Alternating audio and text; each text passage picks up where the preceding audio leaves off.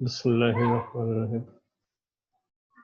প্রিয় শিক্ষার্থীবৃন্দ, জাতীয় বিশ্ববিদ্যালয় কর্তৃক অনলাইন ক্লাসে তোমাদের সবাইকে স্বাগত। এই করোনাকালীন সময়ে জাতীয় বিশ্ববিদ্যালয় তাদের শিক্ষার্থীদের জন্য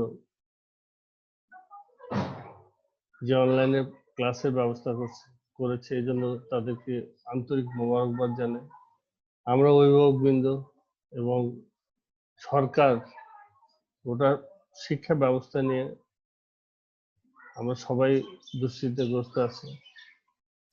তোমরা যাতে অন্তত লেখাপড়ার সাথে সংযুক্ত থাকো, এই কারণেই এই আমাদের অনলাইন ক্লাসের এই প্রচেষ্টা হিসেবে জাতীয় বিশ্ববিদ্যালয় কর্তৃপক্ষকে আবারও আন্তরিক ধন্যবাদ ও মোবারকবাদ জানাচ্ছি। তারা সারা দেশব্যাপী অনলাইন বিভিন্ন অনার্সের বিভিন্ন শ্রেণীর জন্য, বিভিন্ন ইয়ারের জন্য অনলাইন ভিত্তিক ক্লাসের ব্যবস্থা করেছে। এই অনলাইন ভিত্তিক ক্লাসের ব্যবস্থা হিসেবে আজকে আমরা তোমাদেরকে স্বাগত জানাই। তোমরা বাড়িতে অন্তত বসে না থেকে বই পুস্তক যা আছে সে বই পুস্তকগুলো দেখাশোনা করো। এই করোনা দীর্ঘ সময় ইনশাল্লাহ থাকবে না, এক সময় এটা দূর হয়ে যাবে। কিন্তু আমরা যদি বই পুস্তক থেকে দূরে থাকি, তোমরা যারা বই পুস্তক থেকে যদি দূরে থাকো, তাহলে তোমরা তোমার জীবন থেকে দূরে চলে যাবে। নিজের জীবনটাকে নিজেই ফাঁকিতে ফেলবে। নিজের জীবনটাকে সমৃদ্ধ করার জন্য সময়টাকে সঠিকভাবে ব্যয় করতে হবে। সময়ের এক একটি সময় এক একটা হীরার খণ্ডের, একটু জীবনের প্রতিটি মুহূর্ত এক একটা হীরার খণ্ডের মতো। এই মুহূর্তগুলো তুমি যত বেশি সঠিক কাজে ব্যয় করবা, তোমার ভবিষ্যতের ঝুলিতে তত বেশি হীরার খণ্ড জমা হবে এবং তুমি তত বেশি সমৃদ্ধ হবে। যাই হোক, এই অনলাইন ক্লাসে আমরা ম্যানেজমেন্টে আমি যে বিষয়টি তোমাদের পড়াবো সেটা হচ্ছে ইন্টারন্যাশনাল ট্রেড এর কোর্স কোড 24-26-11। আমি আমার পরিচয় দিচ্ছি।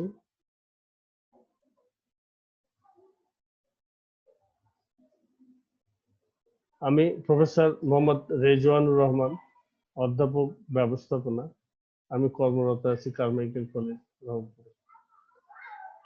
প্রথমেই তোমাদের যেহেতু আন্তর্জাতিক ব্যবসায় নিয়ে, বাণিজ্য নিয়ে আলোচনা হবে, এই জন্য প্রথমে তোমাদের সাথে একটু ব্যবসায়ের যে প্রকারভেদ, ব্যবসাটা কি জিনিস, এই বিষয়টা নিয়ে একটু কথা বলতে চাই। ব্যবসায় কাকে বলে? ব্যবসা হচ্ছে উৎপাদনকারী নিকট থেকে পণ্য বা সেবা সামগ্রী উৎপাদনকারী নিকট থেকে অথবা প্রস্তুতকারকের নিকট থেকে অথবা আমদানিকারকের নিকট থেকে পণ্য বা সেবা সামগ্রী যে প্রক্রিয়ার মাধ্যমে শেষ ভোক্তা পর্যন্ত পৌঁছানোর কাজে, যে শেষ ভোক্তা পর্যন্ত পৌঁছাতে যে প্রক্রিয়াটি জড়িত, সে টোটাল প্রক্রিয়াকেই ব্যবসায় বলে। মূলত এখানে একটি বিষয় নির্ধারণযোগ্য, তোমাদের সবাইকে মনে রাখতে হবে, ব্যবসার মূল উদ্দেশ্য কিন্তু মুনাফা অর্জন করা। সুতরাং মুনাফা অর্জনের উদ্দেশ্যে যখন উৎপাদনকারী নিকট থেকে অথবা প্রস্তুতকারকের নিকট থেকে অথবা আমদানিকারকের নিকট থেকে পণ্য বা সেবা সামগ্রী যে প্রক্রিয়ায় ভোক্তাদের নিকট পৌঁছানো হয় তাকে ব্যবসা বলে। ব্যবসাকে আমরা প্রধানত তিনটা ভাগে ভাগ করেছি। একটা হলো শিল্প, একটা বাণিজ্য এবং একটা প্রত্যক্ষ সেবা। শিল্প বলতে মানুষ কোনো কিছু সৃষ্টি করতে পারে না, কেবল উপযোগ সৃষ্টি করে মাত্র। শিল্পের মাধ্যমে কোনো কিছু যে উপযোগ সৃষ্টি হয়, যার মাধ্যমে উপযোগ সৃষ্টি করা হয়, সেটি শিল্প। যেমন একটা আম গাছ থেকে কাঠ হয়, এই কাঠ চিরে তক্তা হয়, এই তক্তা থেকে বেঞ্চ হয়, টেবিল হয়, চেয়ার হয়। এই আম গাছ, আমরা তখন তক্তাটাকে বা টেবিল বা চেয়ারকে আম গাছ বলি।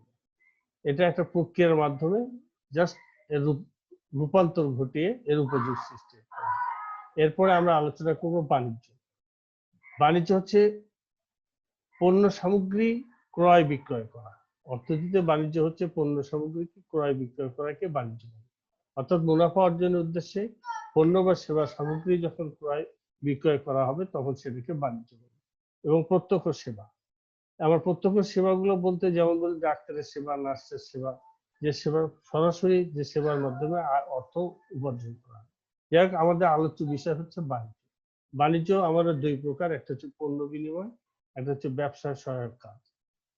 এই পণ্য বিনিময় হলো বিনিময়কে আমরা পণ্য বা সেবার বিনিময়, আর ব্যবসার সহায়ক সংক্রান্ত কাজের মধ্যে যেগুলো আছে সেগুলো হচ্ছে তোমার পরিবহন, যোগাযোগ, ব্যাংকিং, গুদামজাতকরণ ইত্যাদি। আমাদের মূল বিষয় হচ্ছে বাণিজ্য। বাণিজ্যের মধ্যে আমাদের আছে পণ্য বিনিময়, পণ্য বিনিময়ের মধ্যে অভ্যন্তরীণ বাণিজ্য এবং বৈদেশিক বাণিজ্য। এই অভ্যন্তরীণ বাণিজ্য আবার দুই প্রকার, একটা পাইকারি ব্যবসা এবং খুচরা ব্যবসা। আর বৈদেশিক বাণিজ্যকে আমরা তিন ভাগে ভাগ করেছি, একটা হচ্ছে আমদানি বাণিজ্য, একটা রপ্তানি বাণিজ্য, একটা পুনঃরপ্তানি বাণিজ্য। এই বিষয়টা আমরা পরবর্তীতে নেক্সট স্লাইডে আলোচনা করব। আমরা এই অধ্যায়ে যে বিষয়গুলো জানবো সেটি হলো, প্রথম অধ্যায়ে আমরা বাণিজ্যের আন্তর্জাতিক বাণিজ্যের কি সংজ্ঞা, কিছু সংক্ষিপ্ত প্রশ্ন নিয়ে আমরা আলোচনা করব। বাণিজ্য কি সে বিষয়ে আলোচনা করব। আন্তর্জাতিক বাণিজ্য কি সেটা নিয়েও আলোচনা করব। আন্তর্জাতিক বাণিজ্যের কি বৈশিষ্ট্য সে বিষয়গুলো আমরা দেখব। আন্তর্জাতিক বাণিজ্যের কারণ, এটা নিয়ে আমরা আলোচনা করব। বিশ্ব অর্থনীতিতে আন্তর্জাতিক বাণিজ্যের যে গুরুত্ব সে বিষয়টাও নিয়ে এখানে আলোচনা হবে। বাংলাদেশের প্রেক্ষিতে আন্তর্জাতিক বাণিজ্যের গতিধারাটা কি বাংলাদেশের প্রেক্ষিতে, এটা নিয়ে আলোচনা হবে। এবং অভ্যন্তরীণ আন্তর্জাতিক বাণিজ্যের মধ্যে কি পার্থক্য সে বিষয়টাও আমরা এখানে আলোচনা করব। আশা করি তোমরা সবাই মনোযোগ সহকারে বিষয়গুলো শুনবে এবং বোঝার চেষ্টা করবে।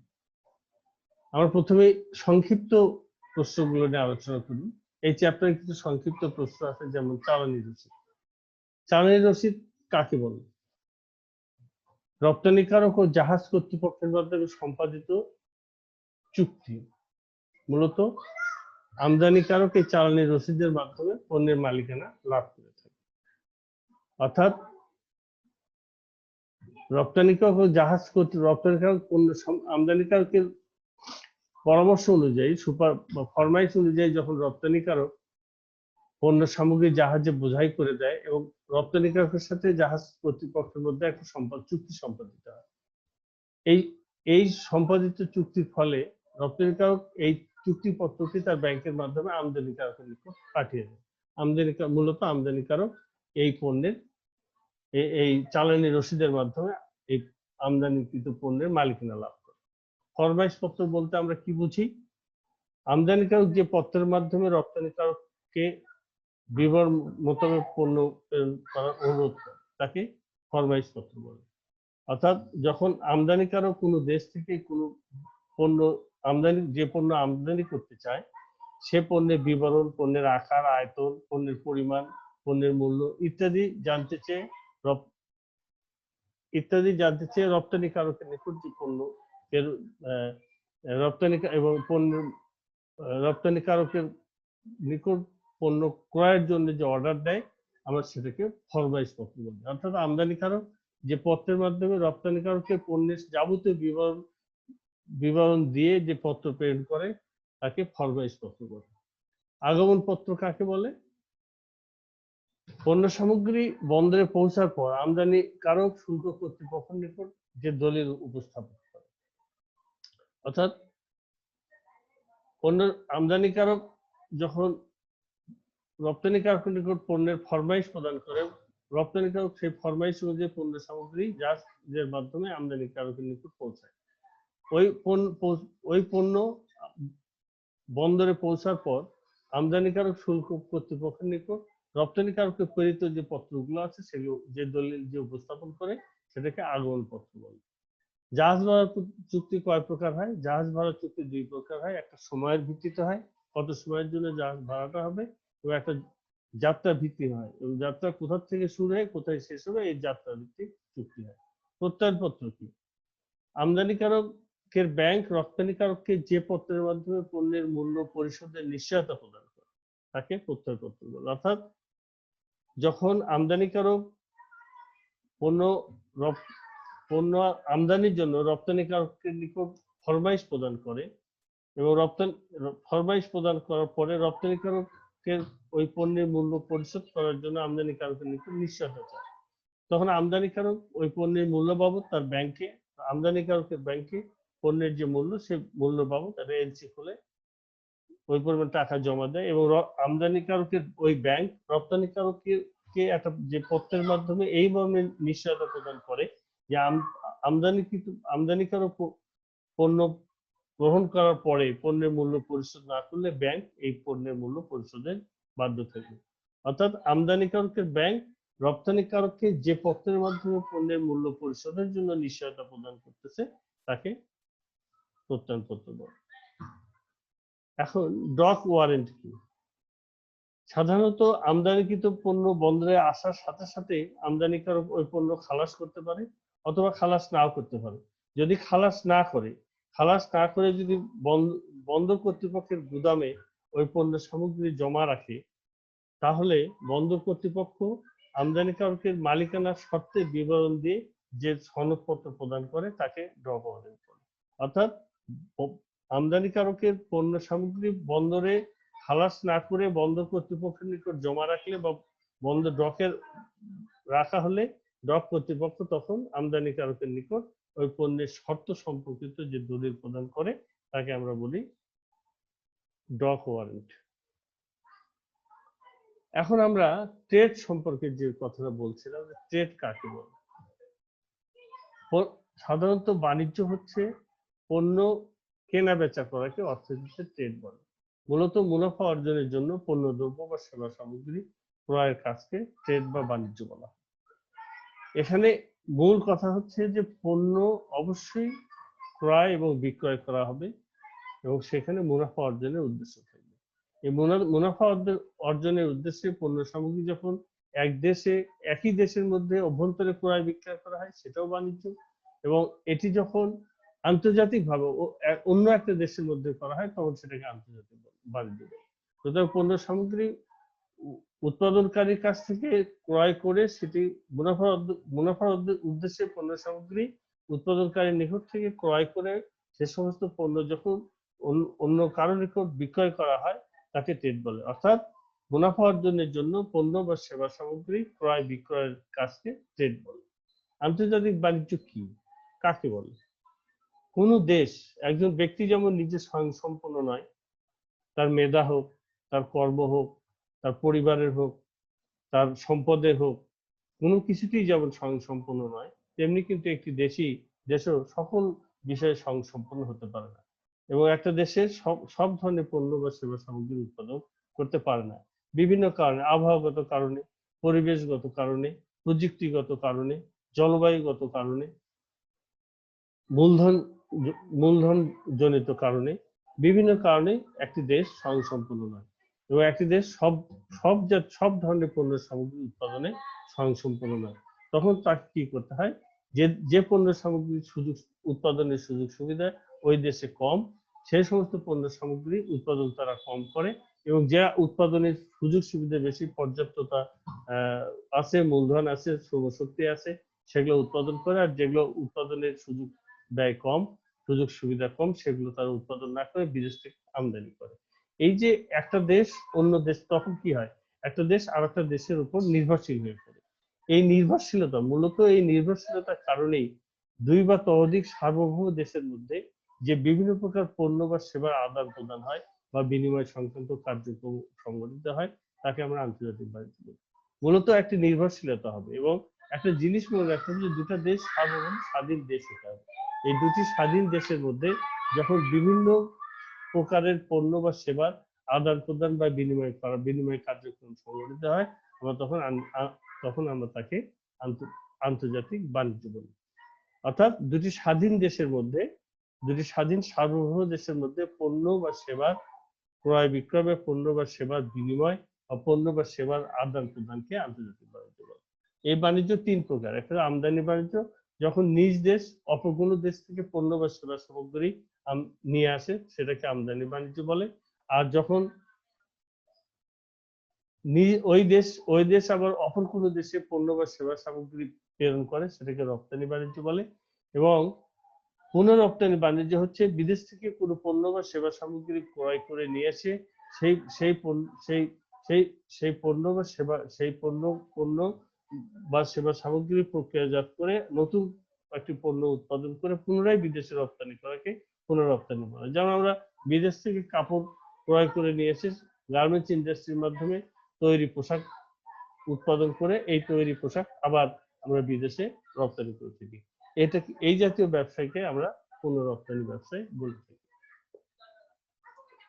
এরপরে আমরা আরেকটা জিনিস, আন্তর্জাতিক বাণিজ্যের কারণ কি, কেন আন্তর্জাতিক বাণিজ্য সংগঠিত হয়?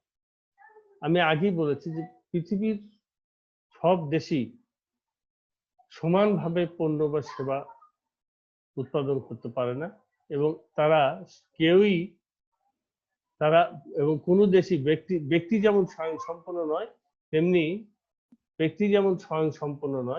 তেমনি কিন্তু তার একটি দেশও তার প্রাকৃতিক ও ভৌগোলিক কারণে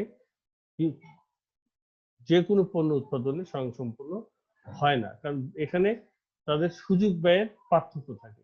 প্রাকৃতিক এবং ভৌগোলিক কারণে পৃথিবীর কোনো কোনো দেশ কতিপয় বিশেষ পণ্য উৎপাদনের সুযোগ ব্যয়ের সুবিধা ভোগ করে থাকে। যেমন বাংলাদেশ তুলা চেয়ে বাংলাদেশের মিশর তুলা বেশি উৎপাদন করে থাকে, আবার মিশর পাটের চেয়ে তুলা উৎপাদনের সুযোগ বেশি থাকে। আমাদের দেশে পাট উৎপাদনের সুযোগ বেশি এবং মিশরের তুলা উৎপাদনের সুযোগ বেশি। এবং এই যে উৎপাদনের এই পার্থক্যের কারণেই কিন্তু বাণিজ্যের সূত্রপাত হয়। এটা নির্ভর করে বিভিন্ন কারণে। আমাদের দেশের আবহাওয়া, জলবায়ু পাট উৎপাদনের জন্য যথেষ্ট উপযোগী এবং এখানে যথেষ্ট সুযোগ ব্যয় আছে, এবং মিশরে কিন্তু পাট উৎপাদনের জন্য যথেষ্ট সুযোগ ব্যয় নাই, তাদের ওখানে তুলা অধিক পরিমাণে উৎপাদন হয়, যার কারণে আমাদের সাথে বাংলাদেশের সাথে মিশরের যে আন্তর্জাতিক বাণিজ্য হবে, পাটের বিনিময়ে আমরা তুলা সেখান থেকে আমদানি করতে পারি। এই উৎপাদনের এই পার্থক্যের কারণেই আন্তর্জাতিক বাণিজ্যে মূলত সূত্রপাত। আন্তর্জাতিক বাণিজ্যের প্রধান যে কারণগুলো হলো প্রাকৃতিক সম্পদের তারতম্য। পৃথিবীর সব দেশেই একই জাতীয় সম্পদ কখনই সমৃদ্ধশালী নয়, তাই সকল ধরনের পণ্য সামগ্রী পৃথিবীর সকল দেশ সমানভাবে উৎপাদন করতে পারে না। ফলে মানুষের চাহিদা মেটানোর জন্য অন্য দেশ থেকে তাদেরকে পণ্য বা সেবা সামগ্রী আমদানি করতে হয়। অন্যদিকে যে সকল দেশ প্রাকৃতিক সম্পদের সম্পদশালী, সে দেশ তাদের চাহিদা মেটানোর পর পৃথিবীর অন্যান্য দেশে তাদের উৎপাদিত পণ্য সামগ্রী কিন্তু রপ্তানি করে থাকে। তাই প্রাকৃতিক সম্পদের প্রাচুর্যের এই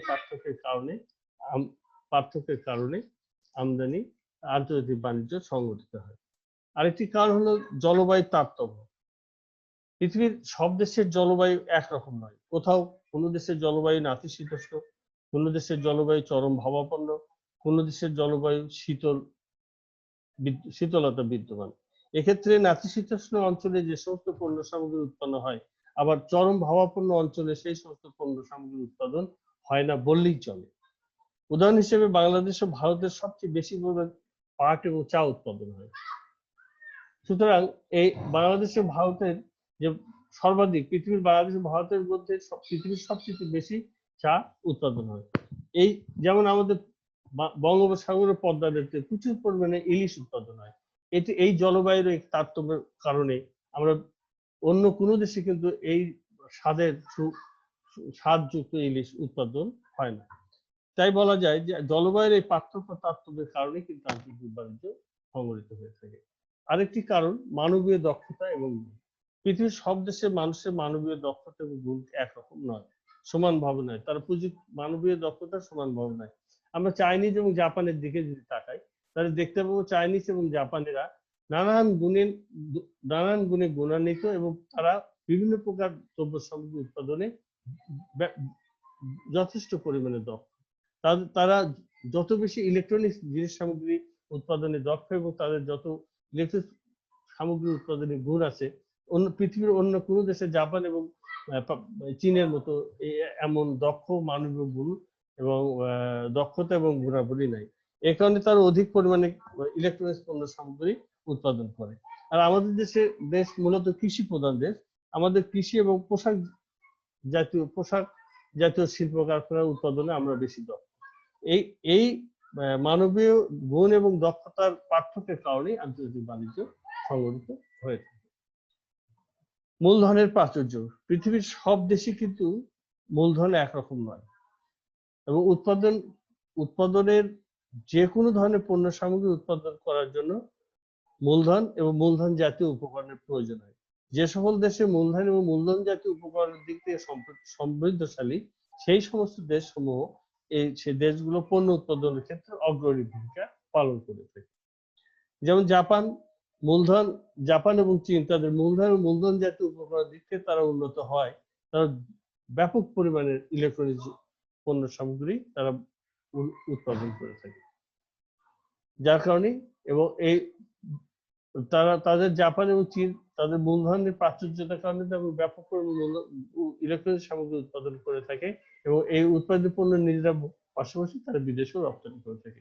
সুতরাং মূলধনের প্রাচুর্যতার কারণেও কিন্তু আন্তর্জাতিক বাণিজ্য সংগঠিত হয়। আরেকটি কারণ হচ্ছে প্রযুক্তি এবং কারিগরি জ্ঞান।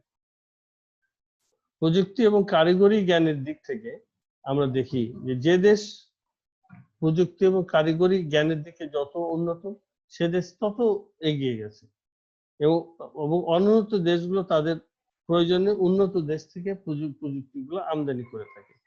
এরূপ উন্নত প্রযুক্তি এবং কারিগরি জ্ঞানের তারতম্যের কারণেই আন্তর্জাতিক বাণিজ্যের প্রসার ঘটে থাকে। বাজার ব্যবস্থা পণ্যের মূল্য কম বা বেশি। পৃথিবীর অনেক দেশই পণ্যের যেসব বিশ্বের প্রতিটি দেশে উৎপাদিত পণ্যের গুণগত মান এবং মূল্যের মধ্যে পার্থক্য আছে। বিভিন্ন কারণে কিন্তু পণ্যের গুণের এবং মূল্যের এই পার্থক্য হয়ে থাকে। কারণ এক এক দেশে প্রাকৃতিক সম্পদ ও উপকরণের পার্থক্যের কারণে মূল্যের এরকম পার্থক্য হয়। যদি মালের মান ভালো হয়, গুণগত মানের হয়, দক্ষ শ্রমশক্তি হয়, তাহলে অবশ্যই পণ্যের মূল্য কম হবে এবং পণ্যের মানও ভালো হবে। বাংলাদেশ যেমন চা, পাট, রেডিমেড গার্মেন্টস সামগ্রী উৎপাদনে পৃথিবীর অন্যান্য দেশের চাইতে দক্ষ এবং ভালো এবং কম দামে এই সমস্ত পণ্য সামগ্রী উৎপাদন করতে পারে। পৃথিবীর এবং এই সমস্ত পণ্য সামগ্রী পৃথিবীর যথেষ্ট পরিমাণে চাহিদাও আছে, কিন্তু সকল দেশই এইভাবে এই চা এবং পাটজাত দ্রব্য উৎপাদনের সমানভাবে তারা দক্ষ নয়, যার কারণে মূল্যের কম বেশি কারণে আন্তর্জাতিক বাণিজ্য সংগঠিত হয়ে থাকে। আরেকটি কারণ হচ্ছে ভূমি, মূলধন, শ্রম এবং সংগঠনের গতিশীলতা। পৃথিবীর সব দেশেরই ভূমি, শ্রম, মূলধনের গতিশীলতা একরকম নয়, এক এক দেশে একই রকম। তাই উৎপাদনের উৎপাদনের ক্ষেত্রে এর তারতম্য দেখা যায়। সুতরাং উৎপাদনের উপকরণ সমূহের গতিশীলতার এই কারণে আন্তর্জাতিক বাণিজ্য সংগঠিত হয়ে থাকে। আবার ব্যবসায়ী জোট যেমন সাপটা, নাফটা, আসিয়ান, এই ব্যবসায়ী পৃথিবীর বিভিন্ন দেশ তাদের আঞ্চলিক ও আন্তর্জাতিক বাণিজ্য জোট গঠন করে থাকে। এই আঞ্চলিক এবং আন্তর্জাতিক বাণিজ্যের জোটের মাধ্যমে তারা তাদের জোটভুক্ত দেশগুলো পারস্পরিক আমদানি এবং রপ্তানি বাণিজ্য সংগঠিত করে থাকে। তাহলে এই হলো আমাদের আন্তর্জাতিক বাণিজ্যের কারণ। আমরা বুঝলাম যে পৃথিবীর প্রাকৃতিক ও ভৌগোলিক কারণে একটা দেশ তাদের উৎপাদনের সুযোগ সুবিধা যেমন ভোগ করে থাকে, এবং এই উৎপাদনের সুযোগ সুবিধা পার্থক্যের কারণে মূলত আন্তর্জাতিক বাণিজ্য সংগঠিত হয়। এই আন্তর্জাতিক বাণিজ্যের প্রধান কারণ হচ্ছে প্রাকৃতিক সম্পদের যে তারতম্য, জলবায়ুর তারতম্য, মানবীয় দক্ষতা ও গুণ, মূলধনের প্রাচুর্যতা, প্রযুক্তি ও কারিগরি জ্ঞান। এখানে জ্ঞানটাও লেখা বাদ পড়ে গেছে, যাই তোমরা একটু বুঝে নিও। বাজার ব্যবস্থায় পণ্যের মূল্য কম বা বেশি, এটিও আন্তর্জাতিক বাণিজ্যের কারণ। এবং শ্রম, মূলধন এবং সংগঠনের গতিশীলতার কারণে আন্তর্জাতিক বাণিজ্য গড়তে হয়। পৃথিবীর বিভিন্ন দেশ তাদের নিজস্ব বিভিন্ন জোটের মাধ্যমে আন্তর্জাতিক বাণিজ্য করে থাকে। এই জন্য এই সমস্ত বিষয়গুলোই হচ্ছে আন্তর্জাতিক বাণিজ্যের কারণ। এরপরে আমরা আন্তর্জাতিক বাণিজ্যের বৈশিষ্ট্যগুলো দেখব। আন্তর্জাতিক বাণিজ্যের বৈশিষ্ট্য কি? বৈশিষ্ট্য বলতে আমরা কি বুঝি? বৈশিষ্ট্য হচ্ছে গুণ, যেমন ব্যক্তির গুণ, ব্যক্তি ভালো, সৎ, একজন ব্যক্তি সৎ, ভালো, ব্যক্তির রং সাদা, কালো, ফর্সা, এগুলো ব্যক্তির গুণ। তেমনি আন্তর্জাতিক বাণিজ্যের ক্ষেত্রেও কিছু গুণাবলী আছে। এই বৈশিষ্ট্য আছে। এই বৈশিষ্ট্যের মধ্যে অন্যতম যে বৈশিষ্ট্য হচ্ছে, আন্তর্জাতিক বাণিজ্য হতে হলে অবশ্যই দুটি আলাদা দেশের মধ্যে বাণিজ্য হবে এবং সেই দেশ দুটি হবে স্বাধীন এবং সার্বভৌম। দুটি ভিন্ন দেশের মধ্যে বাণিজ্য হতে হবে। একই দেশের মধ্যে কোনো বাণিজ্য সংগঠিত হলে, একই দেশের অভ্যন্তরের মধ্যে এক অঞ্চল থেকে আরেক অঞ্চলে পণ্য সামগ্রী আদান প্রদান হলে তাকে আমরা আন্তর্জাতিক বাণিজ্য বলবো না। আমরা আন্তর্জাতিক বাণিজ্য তখনই সংগঠিত হবে যখন এক বা একাধিক দেশের মধ্যে, দুইটি ভিন্ন স্বাধীন সার্বভৌম দেশের মধ্যে যে বাণিজ্য হবে, তো সেটি হচ্ছে আন্তর্জাতিক বাণিজ্য। এবং আরেকটা বৈশিষ্ট্য হচ্ছে, আন্তর্জাতিক বাণিজ্যের ক্ষেত্রে দুটো আলাদা পণ্যের আদান প্রদান হবে। দুটি আলাদা পণ্যের আদান প্রদান হবে। একই জাতীয় পণ্যের আদান প্রদান আন্তর্জাতিক বাণিজ্য হলে সেটা আন্তর্জাতিক বাণিজ্য অবশ্যই হবে। এরপরে আমাদের আরেকটি গুরুত্বপূর্ণ বিষয় হচ্ছে আমদানি রপ্তানি প্রক্রিয়া। আন্তর্জাতিক বাণিজ্যের ক্ষেত্রে আমদানি, এক দেশ আমদানি করে আর এক দেশ রপ্তানি করে, এই আমদানি রপ্তানি প্রক্রিয়ায় জড়িত না হলে আন্তর্জাতিক বাণিজ্য হবে না। এটি হচ্ছে আন্তর্জাতিক বাণিজ্যের আরেকটি বৈশিষ্ট্য। আরেকটা বৈশিষ্ট্য হচ্ছে বৈদেশিক মুদ্রায় লেনদেন। নিজস্ব দেশে আমরা অভ্যন্তরীণ বাণিজ্যের ক্ষেত্রে যেমন নিজেদের অর্থ দ্বারা পণ্যের মূল্য পরিশোধ করে থাকি, কিন্তু আন্তর্জাতিক বাণিজ্যের ক্ষেত্রে কিন্তু নিজস্ব মুদ্রা এই পণ্যের মূল্য পরিশোধ করা যাবে না।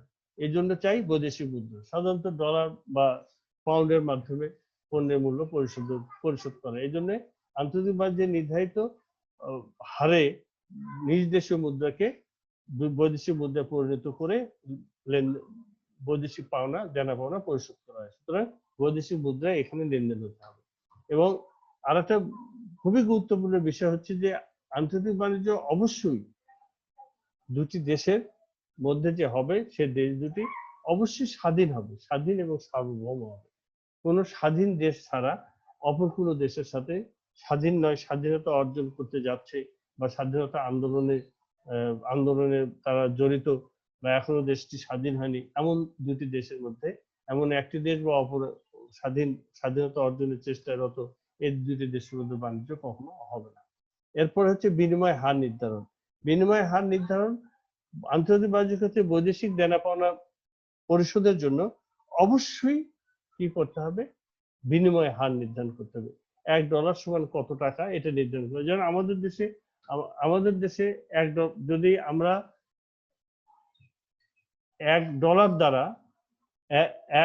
দ্বারা যদি আমরা 5 কেজি গম পাই, তাহলে 5 কেজি গমের দাম যদি 80 টাকা হয়, তাহলে $1 সমান 80 টাকা। এটা হলো বিনিময় হার। সুতরাং আন্তর্জাতিক বাণিজ্যের ক্ষেত্রে সঠিক বিনিময় হার নির্ধারণ করে এই বাণিজ্যের লেনদেন নিষ্পত্তি করতে হবে। এরপরে আমরা বিশ্ব অর্থনীতিতে আন্তর্জাতিক বাণিজ্যের গুরুত্ব আমরা আগেই বলছি, বা আন্তর্জাতিক বাণিজ্যের গুরুত্ব। বিশ্ব অর্থনীতিতে এক এক দেশ এক এক ধরনের পণ্য উৎপাদনে দক্ষতা অর্জন করে, তাদের জ্ঞান, মেধা, প্রযুক্তি, পুঁজি, উপকরণ, আবহাওয়ার কারণে, যার ফলে বিভিন্ন দেশের মধ্যে আন্তর্জাতিক বাণিজ্য গড়ে ওঠে। ফলে আন্তর্জাতিক বাণিজ্যের গুরুত্ব দিন দিন সম্প্রসারিত হচ্ছে। কোনো দেশই তার পণ্য উৎপাদনে স্বয়ংসম্পূর্ণ নয়।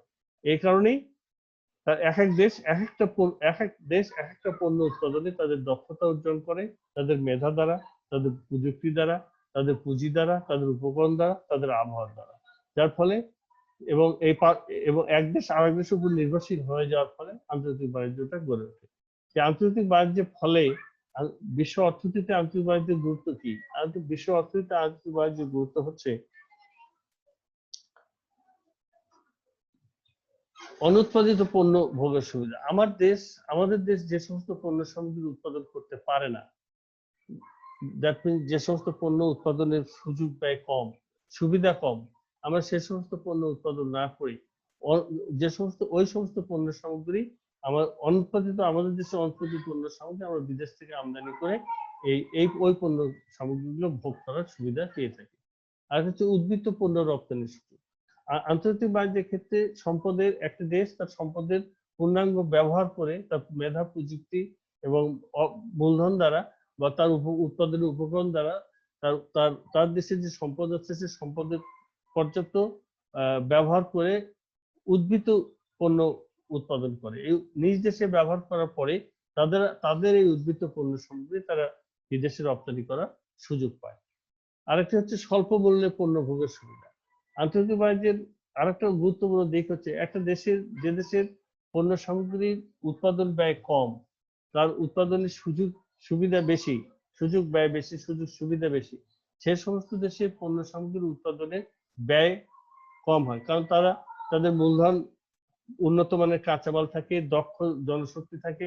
এই দক্ষ জনশক্তি উন্নত মানের কাঁচামাল ব্যবহার করার কারণে এবং তাদের মূলধন ব্যবহার করার কারণে তাদের পণ্যের মান ভালো থাকে এবং পণ্যের একক উৎপাদন ব্যয় কম হয়, যার কারণে ওই পণ্য সামগ্রী তারা নিজেদের দেশে ভোগ করে স্বল্প মূল্যে বিদেশে রপ্তানি করতে পারে এবং বিদেশের অন্যান্য দেশগুলো সেই স্বল্প মূল্যে ওই তাদের অনুৎপাদিত পণ্য সামগ্রী ভোগ করতে পারে।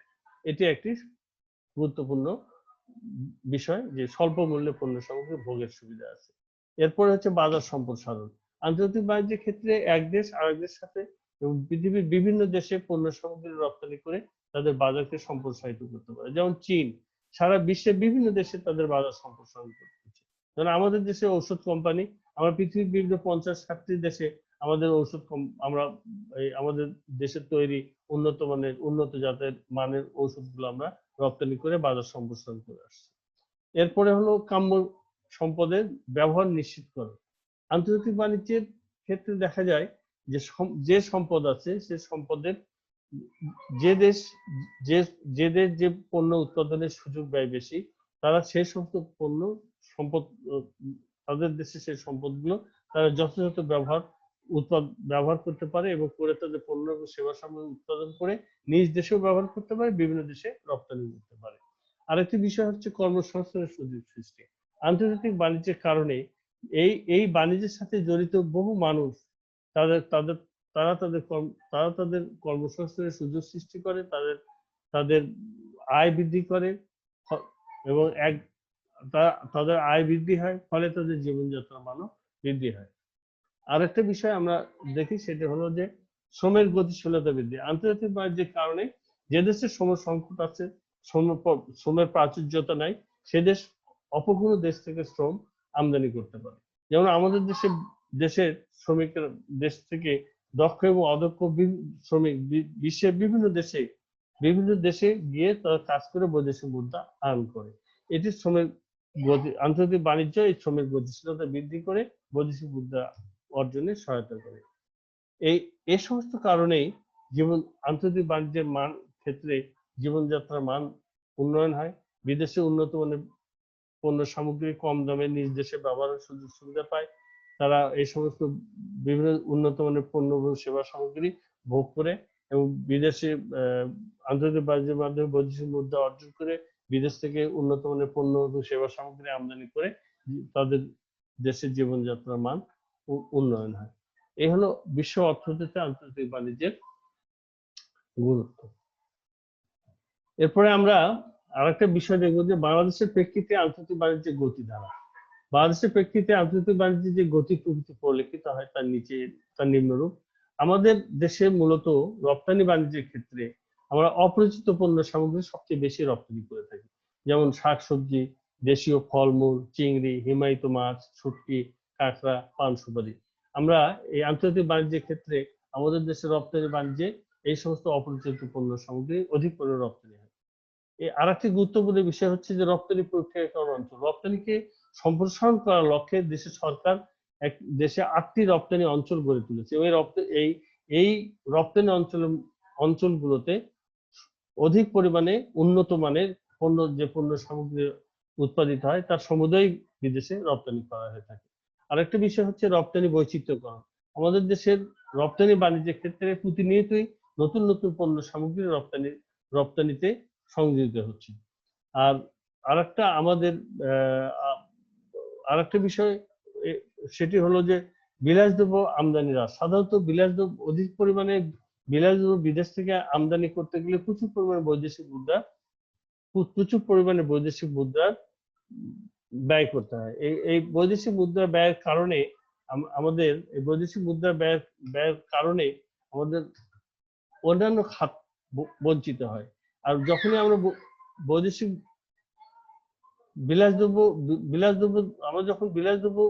পণ্য সামগ্রী আমদানি হ্রাস করবো, তখন আমাদের বৈদেশিক মুদ্রা সাশ্রয় হবে এবং আমাদের রপ্তানি বাণিজ্যের থেকে যে আয় হবে তা এবং আমরা এই রপ্তানি বাণিজ্যের এবং বৈদেশিক মুদ্রার সাশ্রয় হলে আমাদের লেনদেনে ভারসাম্য আসবে এবং বৈদেশিক মুদ্রার যত বেশি আমদানি হ্রাস করা যাবে, আমাদের বৈদেশিক দ্রব্য সামগ্রী যত বেশি আমদানি হ্রাস করা যাবে, তত বেশি বৈদেশিক মুদ্রার সাশ্রয় হবে।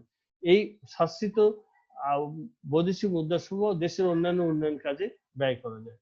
এরপর আরেকটি হলো শিল্পজাত দ্রব্য সামগ্রী আমদানি।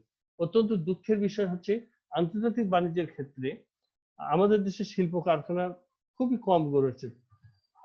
পশ্চিম পাকিস্তানের সময় এই দেশের শিল্প কারখানা যাই গড়ে উঠেছিল, স্বাধীনতা যুদ্ধের সময় সমস্ত শিল্প কারখানা পশ্চিমা হানাদার বাহিনীরা সব ধ্বংস করে গেছে, যার কারণে আমাদের দেশে নতুন নতুন শিল্প কারখানা গড়ে ওঠা সম্ভব হয়নি। ফলে বর্তমানে যে সমস্ত নতুন শিল্প কারখানাগুলো গড়ে উঠেছে এই শিল্প কারখানার জন্য আমাদের নতুন নতুন এই খাতে আমাদের শিল্পজাত দ্রব্য সামগ্রী অধিক পরিমাণে আমদানি করতে হয়। এরপরে আমাদের আরেকটি বিষয় হচ্ছে আমাদের আমদানি নির্ভর বাণিজ্য। আন্তর্জাতিক বাণিজ্যে আরেকটা যে বিষয় সেটি হচ্ছে আমাদের রপ্তানি চাহিদা আমাদেরকে অধিক পরিমাণে পণ্য সামগ্রী আমদানি করতে হয়। আরেকটা বিষয় সেটা হলো জনশক্তি রপ্তানি। মজার ব্যাপার হচ্ছে যে বাংলাদেশ সবচেয়ে বেশি দক্ষ এবং অদক্ষ জনশক্তি বিদেশে রপ্তানি করে প্রচুর পরিমাণে বৈদেশিক মুদ্রা অর্জন করে। আরেকটি বিষয় আমাদের সেটি হচ্ছে যে খাদ্যশস্য আমদানি হ্রাস। কিছুদিন আগেও আমরা বিদেশ থেকে খাবার, চাল, গম, বিভিন্ন জিনিস খাবারের দ্রব্য সামগ্রী আমদানি করতাম। বর্তমানে আমাদের খাদ্য সামগ্রী আমদানি হ্রাস পাচ্ছে, বরং আমরা উন্নত মানের চাল বিদেশে রপ্তানি করে বৈদেশিক মুদ্রা অর্জন করছি। আরেকটা দিক হলো সার্কভুক্ত দেশের সাথে বাণিজ্য। আমাদের দেশের রপ্তানি বাণিজ্য মূলত আন্তর্জাতিক বাণিজ্য মূলত সার্কভুক্ত দেশের সঙ্গে সবচেয়ে বেশি সংগঠিত হয়ে থাকে।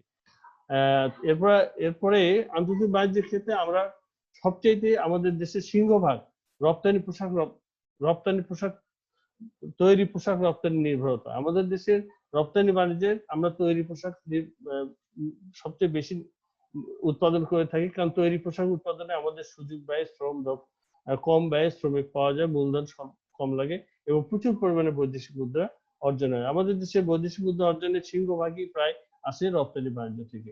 আরেকটি বিষয় হচ্ছে ওয়েজ আর্নার স্কিমের মাধ্যমে আমদানি। যে সমস্ত শ্রমিক ভাইরা বিদেশে কাজ করে এবং তারা বিদেশ থেকে যে সমস্ত পণ্য সামগ্রী, যে সমস্ত অর্থ রেমিটেন্স দেশে পাঠায়, ওই অর্থ দ্বারা আমরা তাদের এই রেমিটেন্স অর্থ দ্বারা আমরা বিদেশ থেকে পণ্য সামগ্রী আমদানি করে থাকি।